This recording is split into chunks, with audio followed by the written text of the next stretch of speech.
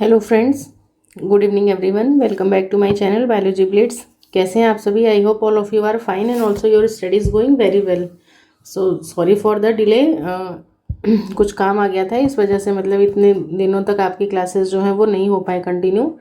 But अभी जो है अभी हम मतलब अब से फिर से मैं कोशिश यही करूँगी कि हाँ मतलब चीज़ें जो है वो ट्रैक पे आ जाएं और सब कुछ मतलब सही से चलेगा। ठीक है, बस ये है कि आप अपने रिस्पांस देना मत भूलिएगा। ठीक है, और बाकी अब तक जो है वो फाइनली मतलब मैंने अपना पहला जो माइलस्टोन था 500 सब्सक्राइबर्स का वो अचीव किया है। तो अब मतलब आप सभी का मतलब बहुत बहुत धन्यवाद। ठीक है, और इसी तरीके से मतलब अपना प्यार सपोर्ट और केयर मतलब जो भी है वो प्लीज़ आप लोग मेंटेन रखिएगा और अच्छे से मतलब पढ़ते रहिए। ठीक है। तो ये जो पेपर था तो 2018 वाला फीमेल वाला, इसमें मतलब देखो बस कोई हार्ड लास्ट के वही 40 क्वेश्चंस बच रहे हैं। ठीक है, तो आज मैं इसको फटाफट मतलब कवर कर दूंगी, बहुत डिटेल में नहीं जाऊंगी। थिंग्स हैं यहाँ पर मतलब मतलब काफ़ी सारी चीज़ें हैं जो एक्सप्लेन करने की ज़रूरत है, बट ठीक है देखेंगे फिर कभी। ठीक है, एटलीस्ट आपको पहले क्वेश्चंस तो पता चल जाए कि हाँ किस टॉपिक से कैसे क्वेश्चंस आ रहे हैं। और जहाँ तक रही बात पीडीएफ की, तो मैंने एक पेपर का पीडीएफ अपलोड किया था मतलब वाटरमार्क के साथ में। तो आप पहले मुझे वो देखो और फिर देख के पहले मुझे आप रिप्लाई करो कि हाँ वो चीज़ मतलब वो सही दिख रही है या नहीं सही दिख रही है। अगर उसमें मतलब कोई इशू है या फिर मतलब विजिबिलिटी क्लियर नहीं है या कुछ भी प्रॉब्लम है तो पहले आप बता दो। फिर उसके बाद फिर बाकी जो भी रिमेनिंग पेपर्स हैं वो भी मैं सारे चैनल पे अपलोड कर दूंगी टेलीग्राम के, वहाँ से जा करके आप आराम से उसको ज्वाइन कर सकते हो। ठीक है, डाउनलोड कर ले सकते हो। तो पहले टेलीग्राम चैनल ज्वाइन करो, क्योंकि अब तक हार्डली 13-14 लोगों ने ज्वाइन किया है। बाकी लोगों को ज़रूरत नहीं है पीडीएफ की तो कोई बात नहीं, बट जिन्हें ज़रूरत है वो ज्वाइन करो और जाके फिर वहाँ से आप पीडीएफ को डाउनलोड कर लो। तो ठीक है, चलो आज हमने 140 तक हमने मतलब लास्ट लेक्चर में कवर किया था। आज हम 141 से स्टार्ट करने वाले हैं। तो पहला क्वेश्चन है हमारा, विच of the following is an inducer of lack operon. Lac operon के बारे में ऑलरेडी मैं आप लोगों को बता चुकी थी कि बहुत इंपॉर्टेंट टॉपिक है जीन रेगुलेशन का, तो इसको पढ़ लीजिएगा। ठीक है, अब यहाँ पे बताना है कि कौन सा है जो एक इंड्यूसर है। लैक ओपेरॉन का इंड्यूसर क्या है वो बताना है आपको। So here options are lactose, allolactose, glucose and galactose. तो आपका ऑप्शन जो है वो क्या आ जाएगा, आपका एलोलैक्टोज आ जाएगा। ठीक है, लैक ओपेरॉन क्या है ये तो मतलब अच्छे से मालूम ही होगा ना कि क्या होता है। ये प्रोकैरियोट्स का फंक्शन है। ठीक है, प्रोकैरियोट्स में चलता है। जैसे हमारे में क्या होता है कि प्रोटीन बनाने के लिए ट्रांसक्रिप्शन होता है, फिर उसके बाद में ट्रांसलेशन होता है, और ये मतलब 4 स्टेप प्रोसेस होता है। बट प्रोकैरियोट्स में क्या है, तो जैसे जैसे एमआरएनए बनता है वैसे वैसे डायरेक्ट क्या है प्रोटीन बनता जाता है। वहाँ पे कोई बहुत ज़्यादा मतलब लंबा चौड़ा प्रोसेस नहीं होता है। और यहीं पे मतलब ये जो ओपेरॉन ओपेरॉन वर्ड का मतलब क्या है कि यहाँ पे बहुत सारे जीन्स जो हैं वो एक साथ काम करते हैं। ठीक है, जैसे कि ये है एक, मान लो एक एमआरएनए है, इस पर क्या लगा होता है PIPO। ठीक है, फिर उसके बाद में यहाँ पे आप क्या जाते हैं स्ट्रक्चरल जीन्स, जिसमें आ जाता है आपका ZYA। जेड जो है वो बीटा गैलेक्टोसाइड के लिए, साइडेज के लिए है, वाई परमिएज के लिए है, और जो ए है वो ट्रांसएसिटाइलेज के लिए है। तो मतलब इस तरीके से है, बहुत डिटेल में नहीं जाऊँगी मैं। तो यही सारी चीज़ें हैं, बाकी डिटेल में कभी और देखेंगे अगर टाइम होगा तो। So explanation is allolactose serve as the inducer of the lac operon. Lac का मतलब क्या है, यहाँ पे लैक्टोज अगर मीडियम में प्रेजेंट है तो क्या होता है, फिर उस जगह पर ये मतलब कि ये जा कर के ऑपरेटर से बाइंड नहीं करता है, और बाकी सारी चीज़ें जो है वो सारी प्रोसेसिंग नॉर्मल तरीके से चलती रहती हैं। तो ये कब चलेगा, जब क्या होगा, लैक्टोज क्या है, किसका मतलब वो है, ये डाइसेक्राइड है ना, तो ये किसका कॉम्बिनेशन है, ग्लूकोज प्लस गैलेक्टोज का। तो जब भी मीडियम में ग्लूकोज प्रेजेंट होगा या गैलेक्टोज प्रेजेंट होगा तो ये क्या होता है, ऑन रहता है और काम करता है। In the absence of lactose, जब लैक्टोज नहीं रहेगा, the lac repressor bind to the operator. जो ये बनाएगा आई प्रोटीन जो है ये रिप्रेसर का फॉर्मेशन करता है। ये किससे जा करके बाइंड कर जाता है, ये ऑपरेटर से बाइंड कर जाता है। तो ये इनहिबिट क्या कर देगा, ट्रांसक्रिप्शन के प्रोसेस को रोक देता है। When lactose is present convert to allolactose, it bind to the repressor and rendering it inactive. और फिर ये क्या है, रिप्रेसर है यहाँ पे बना, और जब लैक्टोज या एलोलैक्टोज मीडियम में प्रेजेंट है तो ये क्या करता है, इसके साथ जाके बाइंड कर जाता है। जब ये यहीं बाइंड कर जाता है तो यहाँ पे ये ऑपरेटर के साथ बाइंड नहीं करता है, और फिर बाकी यहाँ पे सारा प्रोसेस जो है वो as it is carry on रहता है। This allows RNA polymerase to initiate transcription of genes related to lactose metabolism. Next question number 142, which of the following is a pentameric antibody. 5 types की antibodies होती हैं, already मैं बता चुकी हूँ। तो बात करते हैं, तो इसमें एक ट्रिक है, ऐसे याद कर लो, MAE माई डॉग या MAEDG करके, ठीक है, जिसमें M जो है वो पेंटामेरिक है, A जो है ये कैसा है, बाइमेरिक है, मतलब दो एंटीबॉडीज जो है वो अटैच रहते हैं। बाकी EDG जो है ये मोनोमर की फॉर्म में होते हैं। अभी मैं आपको इमेज की हेल्प से भी दिखाऊंगी। और बाकी ये क्वेश्चन यहाँ से ये आता है, ऑलरेडी मैं बता चुकी हूँ, ठीक है। दूसरा है कि इन टर्म्स ऑफ कंसंट्रेशन के बेसिस पे कि ह्यूमन सीरम में इनका कंसंट्रेशन जो है वो कैसा होता है। तो the antibody classes are arranged as from the low from most to least abundant, ठीक है। मतलब सबसे ज़्यादा जो है वो क्या पाया जाता है, तो ये आ जाता है जी, सबसे ज़्यादा मोस्ट अबेंडेंट है। फिर उसके बाद में A आ जाएगा, फिर M आ जाए, और M के बाद में D आ जाएगा, D के बाद में फिर E आ जाता है। तो ये वाला जो है ये किसके बेसिस पे है, ये कंसंट्रेशन के बेसिस पे है, ठीक है। अवेलेबिलिटी या मोस्ट टू लीस्ट, मतलब सबसे ज़्यादा जो है वो G पाया जाता है और फिर सबसे कम E पाया जाता है, ठीक है। The most abundant antibody class comprising about 70 to 80% of the total immunoglobulins in serum. It is present in both the blood and tissues and it is the only antibody class that can cross the placenta, ठीक है। G जो है यही क्या है, placenta को भी cross कर सकता है, providing passive immunity to the foetus.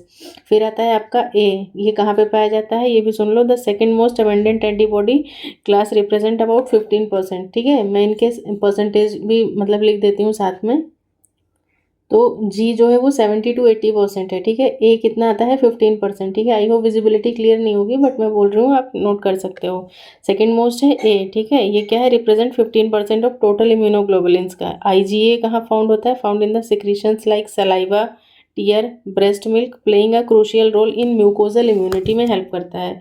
उसके बाद में आ जाता है आपका IgM, ये कहाँ पे आपके ब्लड में फाउंड होता है, ठीक है। IgM is the first antibody produce during N immune response के टाइम में ये प्रोड्यूस होता है। इट इज़ अ पेंटामर, ठीक है। कैसा है ये, पेंटामर है, वो अभी हम देखेंगे। Meaning it has 5 antibody units, ठीक है। 5 एंटीबॉडी की यूनिट्स जो है वो ज्वाइन टुगेदर होती हैं and it is involve in activating the complement system को इन्वॉल्व करने में, एक्टिवेट करने में हेल्प करता है। फिर है आपका IgD आ जाता है। IgD is primarily found on the surface of B cells, जो बी सेल्स होते हैं आपके उनके सरफेस पे पाया जाता है और बी सेल की एक्टिवेशन में इसका रोल है, ठीक है। किसका, IgD का। और फिर उसके बाद में E आ जाता है आपका, जो कि फाइनली किस में इन्वॉल्व होता है, एलर्जिक रिएक्शंस में एंड पैरासिटिक इन्फेक्शंस में इन्वॉल्व रहता है। तो यहाँ पे देखो क्या कह रहा है कि IgM is a pentameric antibody characterised by 5 antibody units link together. This structure enhance its avidity for antigens. उसके बाद में IgM क्या है, primarily involve in the early stage of immune response, serving as the first antibody produce during an infection and participating in the neutralisation and elimination of pathogens. उसके बाद में ये देखो, यहाँ पे आपको आई थिंक विजिबिलिटी क्लियर होगी। ये है आपका IgM, जो कि कैसा है, पेंटामर की फॉर्म में है। नॉर्मली देखो किस तरीके से ऐसे होता है ना, आपका एक एंटीबॉडी होता है, लेकिन यहाँ पे कितने जुड़े हैं, यहाँ पे ऐसे 5 जुड़े हुए हैं, ठीक है। 2 हो गए, फिर ऐसे 3, मतलब मैं उतना सही नहीं बना पा रही हूँ, बट हाँ आप देख सकते हो उसको, ऐसे 3 हो गए। फिर यहाँ पे आ जाएगा आपका चौथा, एंड देन फाइनली लास्ट में यहाँ पे आपका आ जाता है 5th वन, ठीक है। इस तरीके से तो ये 5 है। पेंटामर कौन है, IgM है। डायमर की फॉर्म में कौन है, IgA है, ठीक है। देखो 2 जुड़े हुए हैं आराम से, यहाँ पे एक इधर है एक इधर है। और मोनोमर की फॉर्म में बात की जाए तो D, E और G आ जाते हैं, जो कि क्या है, सिंगल इस तरीके से जुड़े हुए हैं। और बाकी इनके फंक्शंस या टाइप्स ऑफ कैरेक्टरिस्टिक्स की अगर बात की जाए तो IgG क्या है, ये हाईएस्ट ऑप्सोनाइजेशन है और न्यूट्रलाइजेशन एक्टिविटीज़ है। ये फर्दर फिर से 4 क्लासेस में डिवाइड किया गया है, IG1, IG2, IG3 and IG4 में। फिर IgM जो आ जाता है, ये आपका कैसा है, ये पेंटामेरिक है, produced first upon antigen invasion increasing transiently. फिर IgA जो कि डाइमर की फॉर्म में है, expressed in mucosal tissues forms dimers after secretion. IgD है, इसका फंक्शन अभी मतलब बहुत ज़्यादा उतना नहीं है, अननोन फंक्शन है। और IgE जो है वो इन्वॉल्व किस में होता है, एलर्जी, या फिर यू कैन से दैट कि एलर्जिक रिएक्शंस में क्या होता है, ये इन्वॉल्व होता है। तो ये कुछ बेसिक सी चीज़ें थी इसके बारे में। IgA देखो कहाँ कहाँ पे, मतलब ये इतनी सारी जगहों पे इसकी अवेलेबिलिटी होती है, मतलब सिंपली कह सकते हैं म्यूकोसल टिश्यू, यानी कि जितना भी आपका गट का सिस्टम है वहाँ पे ये प्रेजेंट होता है। So next question है 143. The cellular respiratory pathway is categorized as which type of the metabolic pathway? तो जो cellular metabolic pathway है वो कैसा होता है भाई? एम्फीबोलिक है, वहाँ पे कैटाबोलिज्म भी होता है और एनाबोलिज्म भी होता है. The cellular respiratory pathway is amphibolic. ठीक है, एम्फीबोलिक मतलब as it functions in both catabolic यानी कि ब्रेक डाउन करता है मॉलिक्यूल्स का फॉर एनर्जी रिलीज, और साथ ही साथ एनाबोलिक है using energy to build molecule progresses. Molecules की प्रोसेसिंग के लिए भी रिक्वायरमेंट है. It plays a dual role breaking down nutrients to generate ATP during catabolism and providing precursor molecules for the anabolism, making it versatile in cellular metabolism. Next one is 144. Which of the following is national aquatic animal? Already repeated है तो ये river dolphin आ जाएगा. ठीक है, the national aquatic animal of India is river dolphin, scientifically known as, इसका zoological name क्या है? Platanista gangetica. ठीक है, recognised for its cultural and ecological significance. The Ganges river dolphin symbolises the country's commitment to aquatic conservation. It choice reflect the unique biodiversity of India's waterways and the need for their protection. और अगर मैं आपसे ये पूछूं कि एक मतलब Gangetic river dolphin के नाम मतलब उस पर एक वो भी बनाया गया है, सेंचुरी भी है, तो आपको पता है वो कहाँ पे है? आई थिंक बिहार वाले बच्चों को पता होगा. Vikramshila Gangetic dolphin century India's first dolphin century है, जो कि कहाँ सिचुएटेड है? भागलपुर डिस्ट्रिक्ट ऑफ बिहार में. ठीक है, कि कितना नियर अबाउट 60 किलोमीटर का स्ट्रेच है गंगा रिवर का from the Sultanganj to Kahalgaon. ठीक है, और मतलब थोड़ा सा ये चीज़ ध्यान रखना. प्रोटेक्टेड एरिया है, किसके लिए है? मतलब गैंगेटिक डॉल्फिन्स के लिए. कब बनाया गया था ये? 1991 में बनाया गया था. ठीक है, एंडेंजर्ड गैंगेटिक डॉल्फिन्स को प्रिजर्व करने के लिए. It is considered the first dolphin observatory in India. The Gangetic dolphin in the national aquatic animal of India. Other name to the next question. The next question is 145. What is the function of stilt root? Stilt root या फिर इनको और क्या कह सकते हैं हम लोग? नाम क्या था इसका? Provide support to the plant. They are found in the stilt root, primarily provide support to the plant. They extend from the lower part of the stem, anchoring the plant in swampy और marshy environments. और swampy marshy तो है ही है, साथ में गन्ने में भी देखा होगा, मक्के वगैरह में भी देखा होगा, तो वही सारी चीज़ें हैं. बाकी while they aid in nutrient absorption and stability, their main function is to support the plant structure in condition when inadequate या fluctuating water levels में. 146 है hyper accumulator plant species can be observed for which of the following process? तो ये phyto रिमीडिएशन के लिए use किया जाता है.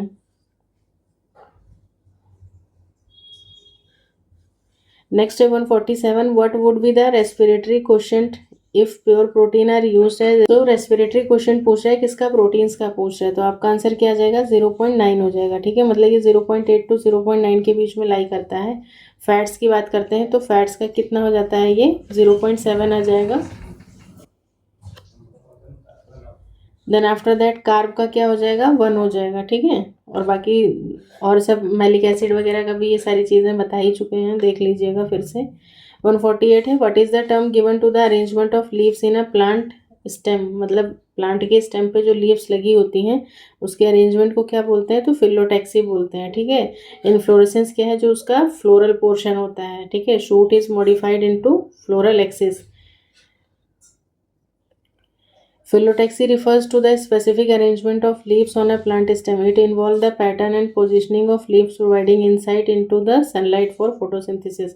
Different plant exhibit various phyllotactic patterns. ठीक है, जैसे अल्टरनेट हो गया, अपोजिट हो गया, वर्ल्ड हो गया, वर्ल्ड मीडियम और उसमें आ जाएगा अल्टरनेट. आपका अपोजिट की बात करें तो गुआवा, कैलोट्रोपिस वगैरह आ जाएगा. अल्टरनेट में मस्टर्ड वगैरह और सारी चीज़ें आ जाती हैं.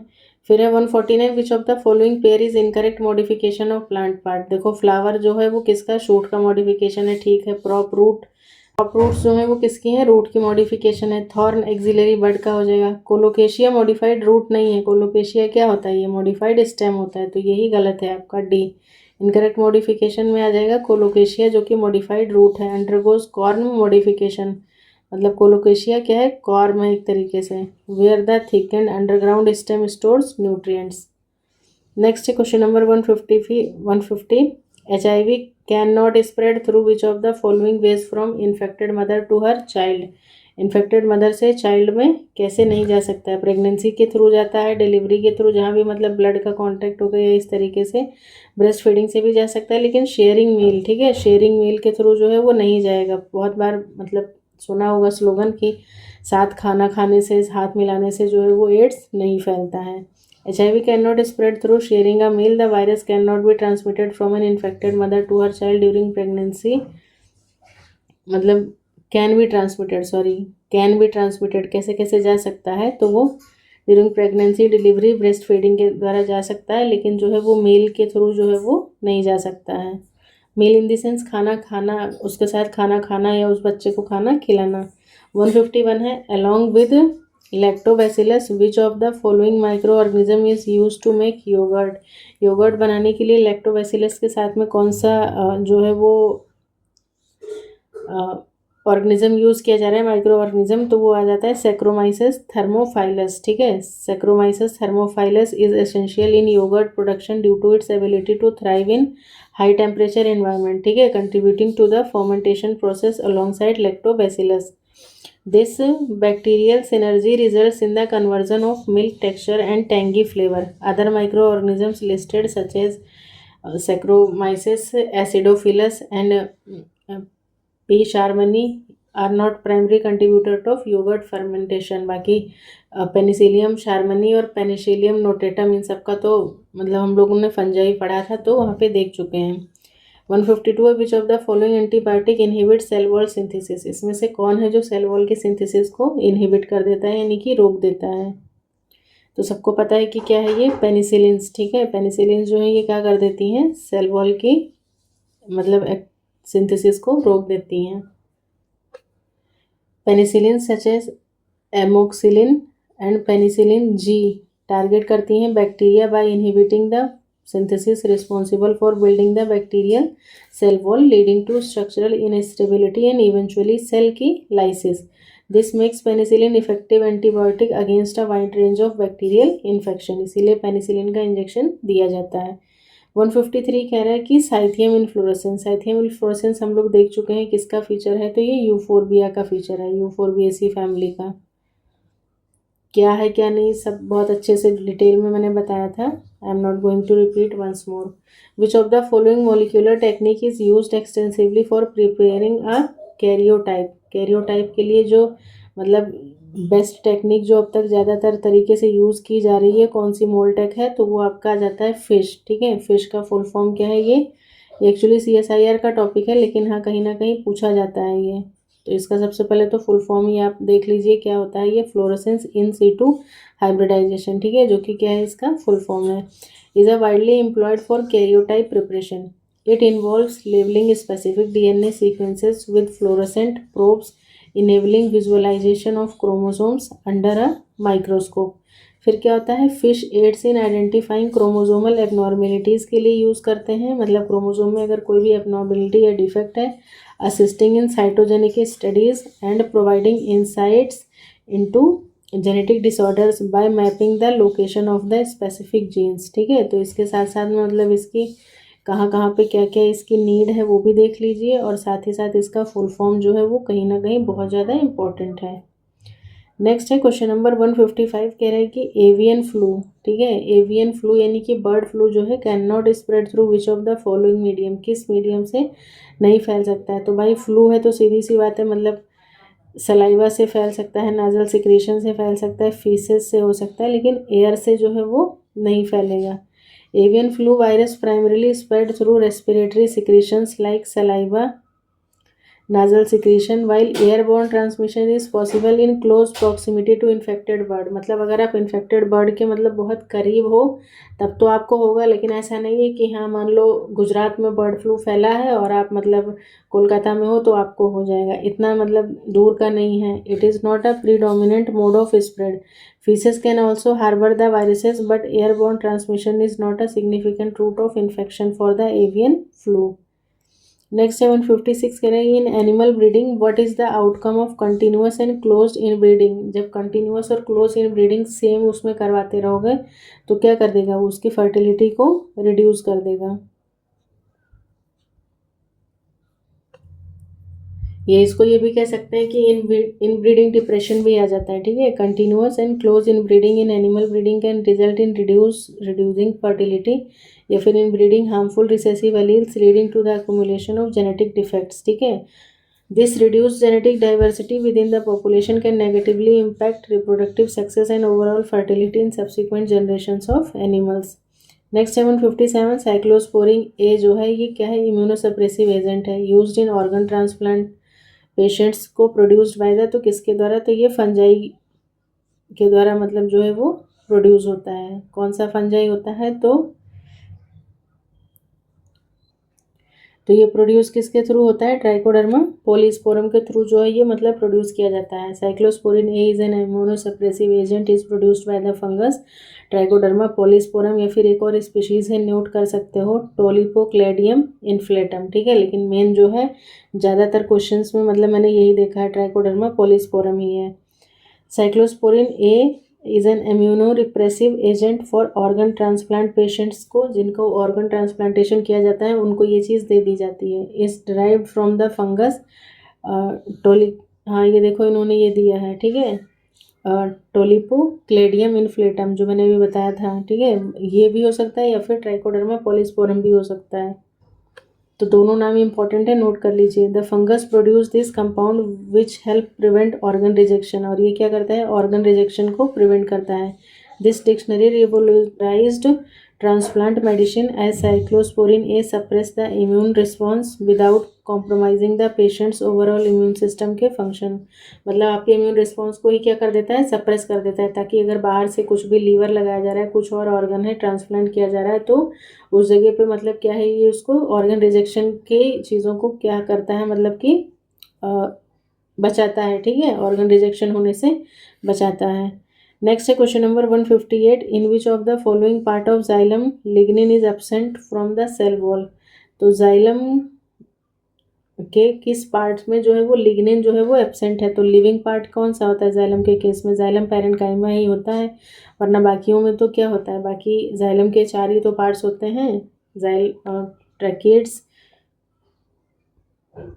ट्रैकिड्स, वेसल्स, जाइलम फाइबर और जाइलम पैरेन्काइमा, तो बाकी तीनों जो हैं वो डेड होते हैं, एक लिविंग है, और यही क्या है, इसी में आपका लिग्निन जो है वो कैसा होता है, मतलब ये क्या होगा, यहाँ पे एब्सेंट होगा।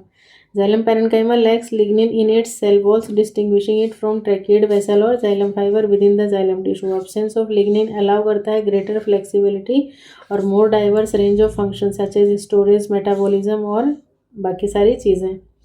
159 है, who is the father of ecology in India, तो इकोलॉजी के फादर इंडिया में जो है वो आपके रामदेव मिश्रा हैं, ठीक है।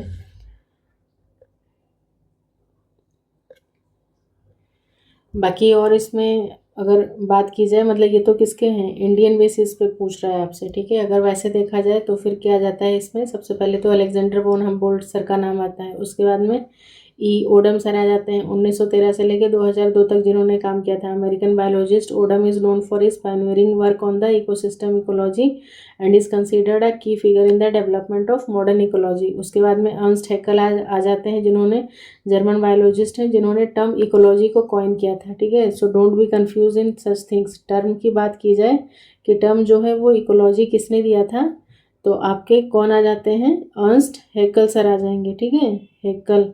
और इन्होंने कब, मतलब जो भी था इनका कार्यकाल 1834 से लेकर के 1919 तक का था। फिर उसके बाद में आ जाते हैं आपके एजी टेंसले सर ने, जिन्होंने टर्म क्या कॉइन किया था, इकोसिस्टम। तो सिस्टम की जब बात की जाएगी तो एजी टेंसले हो जाएंगे।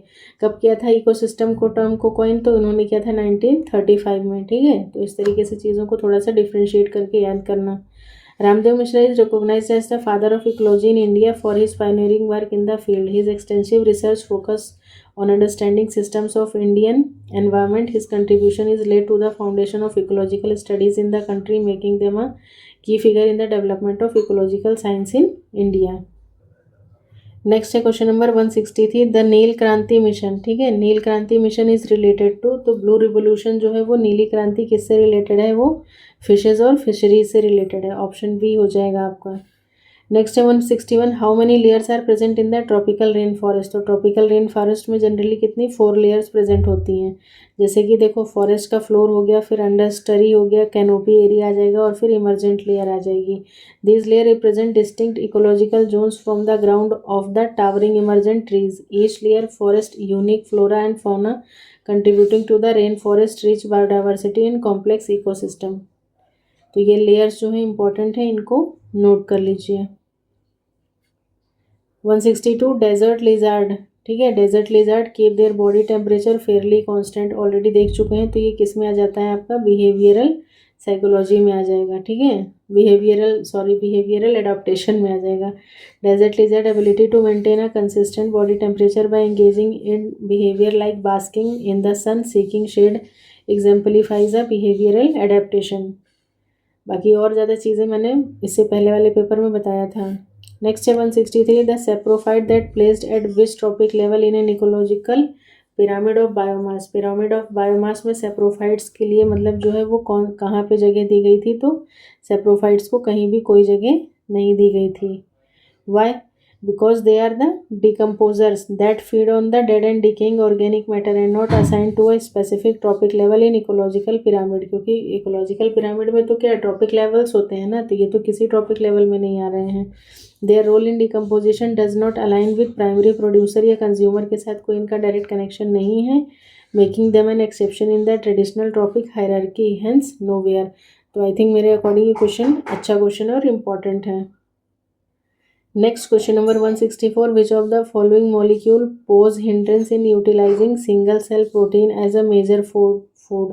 तो किस लिए लिया जाता है कि क्योंकि वो क्या होता है, कहने का मतलब ये है कि which of the following molecule pose hindrance मतलब रुकावट या बाधा पैदा करना in utilising single cell protein as a major food in human.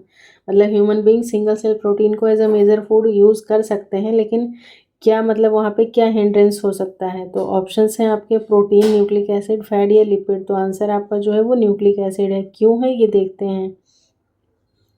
Hindrance in utilizing single cell protein as major human food lies in nucleic acids, especially purines। ठीक है, elevated purine level can result in increased uric acid. ठीक है, इसीलिए इनको बहुत ज़्यादा मतलब आप बहुत ज़्यादा अमाउंट में आप एज ए ह्यूमन फूड नहीं यूटिलाइज कर सकते हो। क्यों? क्योंकि इससे क्या होगा, आपको जो प्यूरिन का लेवल है वो इंक्रीज़ हो जाएगा, और प्यूरिन का लेवल जब इंक्रीज़ हो जाएगा तो उसकी वजह से आपका इंक्रीज यूरिक एसिड, ठीक है, यूरिक एसिड बढ़ जाएगा, यानी कि आपके जॉइंट्स में जो है वो यूरिक एसिड का डिपोजिशन होने लगता है, which can lead to gout. ठीक है, गाउट की प्रॉब्लम हो जाएगी, और साथ ही potentially causes health issues like gout. ठीक है, this makes managing nucleic acid content crucial for single cell protein to be viable and safe food source. इसी वजह से मतलब इसको बहुत ज़्यादा अमाउंट में आप नहीं कंज्यूम कर सकते हो।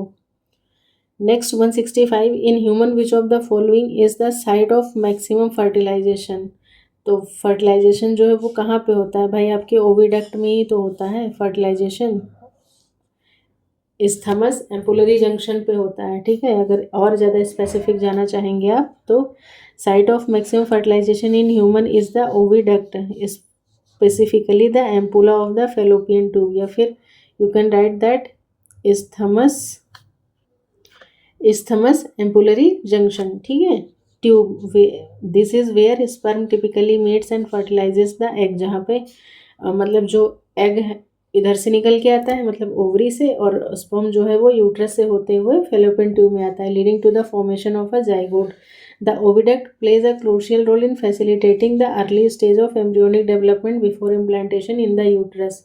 क्यों? क्योंकि फेलोपियन ट्यूब में क्या प्रेजेंट होता है, सीलिया होते हैं ना, जो कि क्या करते हैं, आराम से बीट करते हुए एग को इधर से भेजते हैं और ओवम को दूसरे साइड से।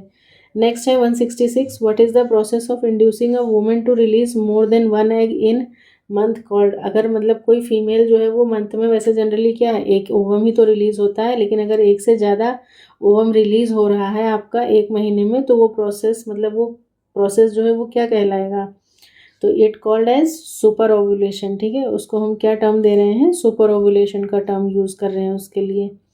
देखिए क्या है इसमें, superovulation is a fertility treatment method where hormonal medications stimulate, मतलब नॉर्मल नहीं होगा, ठीक है, नेचुरल नहीं है प्रोसेस, ये ध्यान रखिएगा। हार्मोनल मेडिकेशंस मतलब आप बहुत सारे हार्मोनल वाली दवाइयाँ देंगे जो कि क्या करेंगे, स्टिमुलेट करेंगे। अब वुमेन्स ओवरीज, वुमेन की ओवरी को स्टिमुलेट करेंगी वो medicine to produce multiple eggs, जो कि क्या करेंगी, मल्टीपल एग को प्रोड्यूस करेंगी during a single menstrual cycle.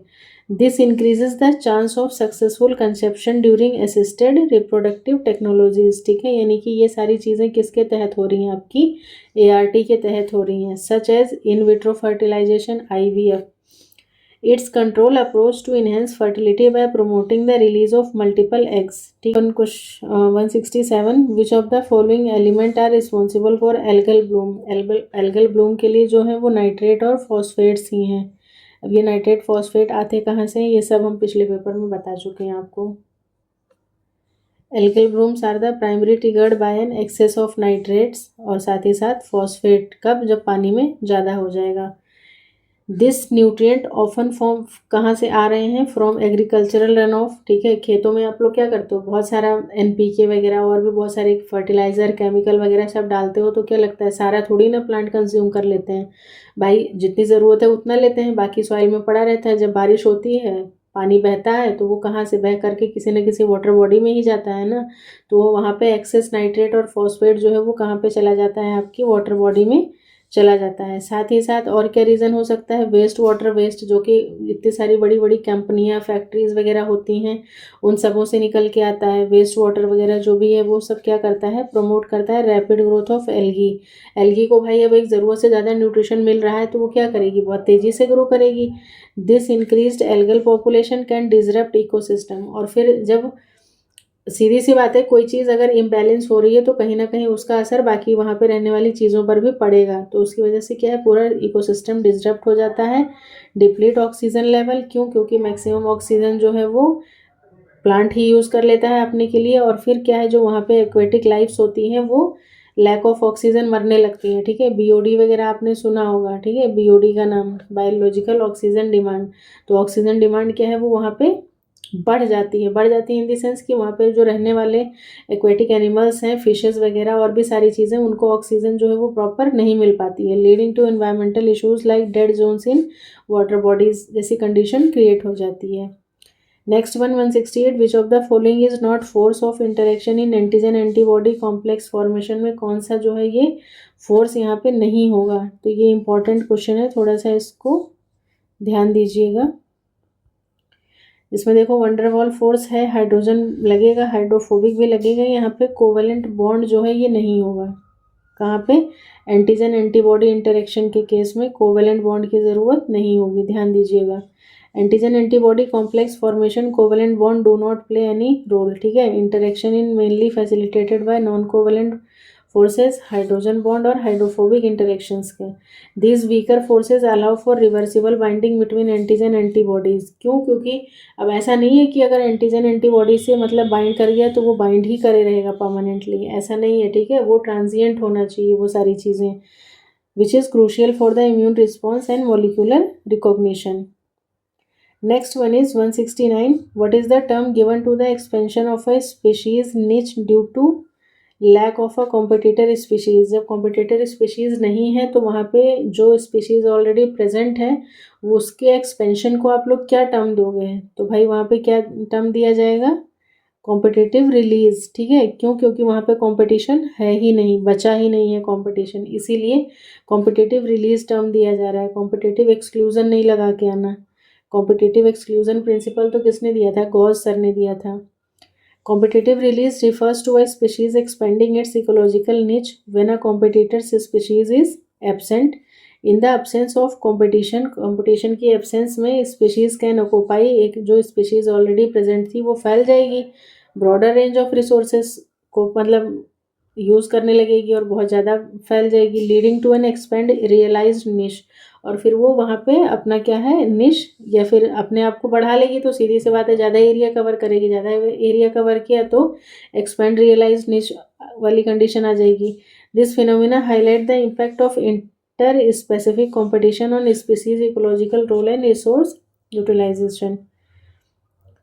170 है, an orchid growing on a mango branch. Orchid जो है मैंगो ब्रांच पे ग्रो कर रहा है, तो उसमें किसी का कोई नुकसान नहीं है, ठीक है। ऑर्किड को फ़ायदा है, लेकिन मैंगो ट्री को क्या है, कोई नुकसान नहीं होता है। ये +0 वाला आ जाएगा। पैरासिटिज्म में दो प्लस और माइनस, या कॉम्पिटिशन जो है वो प्लस माइनस, एक का फ़ायदा दूसरे का नुकसान। एमेंसलिज्म होता है -0, एक का नुकसान हो रहा होता है और दूसरे को कोई फ़र्क नहीं पड़ता है। म्यूचुअलिज्म में क्या है, प्लस प्लस, मतलब दोनों को बेनिफिट होता है। तो कॉमेंसलिज्म में क्या है, orchid benefit by growing on the mango branch without harming और significantly benefiting the mango tree. The orchid gain physical support, सिर्फ फिजिकल सपोर्ट लेता है, बाकी mango tree is unaffected, वो क्या है, अनअफेक्टेड रहता है, unaffected. This represent a symbiotic interaction where one species benefits the other remains neutral in its impact. Next है question number 171, what is pollination by bees और बम्बली बीज। जो बीज के थ्रू जो पॉलिनेशन होता है उसको मेलिटोफिली बोलते हैं। Melitophily refers to the pollination process involving bees, specifically honey bees or bumblebee bees. These insects play a crucial role in transferring pollen between flowers, facilitating fertilization. ठीक है, अब एंटोमोफिली में मत लगा के आ जाना, क्योंकि अगर स्पेसिफिकली यहाँ पे किसकी बात की जाती है, हनी बीज की बात की जा रही है, इसीलिए यहाँ पे क्या टर्म यूज़ किया जा रहा है, मेलिटोफिली यूज़ किया जा रहा है, ठीक है। Their interaction with flowering plant contribute to the reproduction and genetic diversity for many plant species, highlighting the significance of melitophily in ecosystem. ठीक है, बाकी इसके साथ देखो एनिमोफिली। एनिमोफिली जो है वो किससे रिप्रेजेंट करता है, ये विंड से रिप्रेजेंट कर रहा है। अगर आपका पॉलिनेशन जो है वो विंड के थ्रू हो रहा है, so what we call them, we call it anemophily. इसमें देखो क्या कैरेक्टरिस्टिक्स होती हैं कि लाइट वेट पॉलन होना चाहिए, लाइट वेट पॉलन होना चाहिए, नॉन स्टिकी पॉलन ग्रेन्स होनी चाहिए, that can be easily carried by air, जो कि हवा के द्वारा आसानी से एक जगह से दूसरी जगह को जा सके। दूसरा, एक्सपोज्ड स्टेमेंस होनी चाहिए। स्टेमेंस कैसे होनी चाहिए, एक्सपोज्ड यानी कि हवा में लटकते हुए होने चाहिए, ताकि पोलन जो है वो इजीली एयर में रिलीज हो जाए। थर्ड है, लार्ज फेदरी स्टिग्मा होना चाहिए। लार्ज और फेदरी स्टिग्मा होगा तो क्या होगा कि मान लो पोलन आ रहा है तो उसको इजीली क्या करे, ट्रैप कर सके, ठीक है, एयरबॉर्न पोलन को इजीली ट्रैप कर सके। और फोर्थ पॉइंट जो है वो क्या है, small inconspicuous flowers that lack bright colours, scented और nectar are these are not needed for attracting pollinators. मतलब कुछ पौधे ऐसे होते हैं या कुछ फूल ऐसे होते हैं जो बेचारे बहुत ही ज़्यादा छोटे होते हैं, कलर भी उनका अच्छा नहीं होता है, उनके अंदर कोई सेंट भी नहीं होता, कोई नेक्टर वगैरह भी नहीं होता है, तो कोई हनी भी या फिर कोई बर्ड क्यों ही जाएगी भाई उसके पास, ठीक है। तो फिर उसका फाइनली कौन चाह रहा है, हवा, ठीक है। नेचर के थ्रू जो है उसमें पॉलिनेशन हो सकता है। तो ये मतलब कुछ चीज़ें हैं। ऑर्निथोफिली पॉलिनेशन बाय बर्ड्स होता है। हाइड्रोफिली वाटर के थ्रू होता है। एनिमोफिली की अगर मैं एग्जांपल की बात करूं तो इसकी एग्जांपल्स आप लिख लो, एग्जांपल्स इंपॉर्टेंट हैं। तो एग्जाम्पल में ग्रासेस आ जाती हैं, ग्रेन्स आ जाएंगे। बाकी ट्रीज़ में भी जैसे मतलब बहुत सारे ट्रीज़ हैं, जैसे ओक हो गया, चेस्टनट हो गया, कॉनिफर्स वगैरह, इन सब में क्या हो रहा है, आपका एयर के थ्रू पॉलिनेशन हो रहा है, ठीक है। उसके बाद नेक्स्ट वाला आता है आपका मर्मिकोफिली, ठीक है। मर्मिकोफिली का मतलब क्या है, तो ये होता है आपका एंड्स के थ्रू, ठीक है, चींटियों के थ्रू जो पॉलिनेशन होता है उसको क्या बोलते हैं, मर्मिकोफिली बोलते हैं। उसके बाद में एक और आता है मलेकोफिली होगा, ठीक है, ये भी आप लिख ही लो, यहाँ पे मैं लिख देती हूँ। तो ये देखिए मलेकोफिली जो है ये किससे, स्नेल से होता है, ठीक है, मोलस्क से हो जाएगा। टीरोफिली जो होता है वो आपका बैट से हो जाएगा। एनिमोफिली विंड से हो गया, मर्मिकोफिली एंड से हो गया, मिलेटोफिली बीज से हो गया, और एंटोमोफिली जो है ये किससे हो रहा है आपका, इंसेक्ट से होता है, ठीक है, इंसेक्ट से होता है, ये चीज़ ध्यान रखिएगा। अब इंसेक्ट्स को मतलब अगर मान लो बहुत स्पेसिफिक नहीं दे रहा है तो आप उस जगह इंसेक्ट की जगह पे या एंट वाला अगर मेंशन है, और अगर एंट वाले में मलेकोफिली नहीं, वो सॉरी मर्मिकोफिली ऑप्शन नहीं दे रहा है, तो आप एंटोमोफिली मार्क करके आ सकते हो। नेक्स्ट है question number 172, which of the following is a plant cytokinin receptor. Plant का साइटोकाइनिन रिसेप्टर जो है वो क्या आ जाता है आपका, CRE1 है। अब ये क्या है, इसको थोड़ा सा तुम लोग खुद से देख लेना। CRE1 is also known as AKH4 is a plant cytokinin receptor essential for cytokinin signaling. It perceives cytokinin signals, initiating a cascade that regulate various physiological processes in plants such as cell division and growth. Understanding these receptors is a crucial for manipulating plant development and improving agricultural practices through targeted cytokinin related interventions. मतलब cell cycle वाला, मतलब ये cytokinin वाला जो topic है इसको थोड़ा सा अच्छे से डिटेल में पढ़ के जाइएगा। वैसे तो CSIR का है बट शायद DSSB में अच्छे से पूछ रहा है। 173 which of the following organism were first to evolve on the earth. Earth पे सबसे पहले क्या आए थे, तो वो केमो ऑटोट्रॉप्स हैं। वैसे तो आए थे केमो हेट्रोट्रॉप्स, बट ऑप्शंस के अकॉर्डिंग अगर हम जाएंगे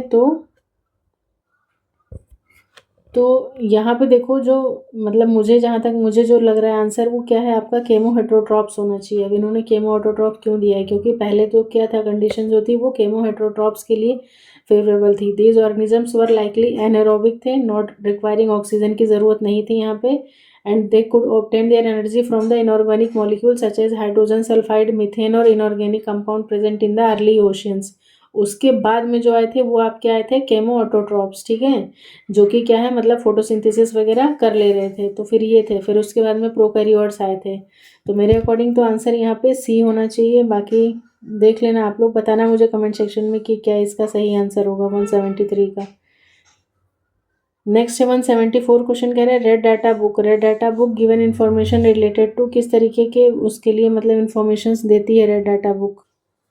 तो the red data book maintain by the international union for conservation of nature, ठीक है, यानी कि इस किसके उसमें आता है, ये IUCN के अंडर में आती है। Provide information about the endangered, ठीक है, तो जनरली ये इंडेंजर्ड स्पीशीज़ के लिए ही क्या करती है, इन्फॉर्मेशन प्रोवाइड करती है।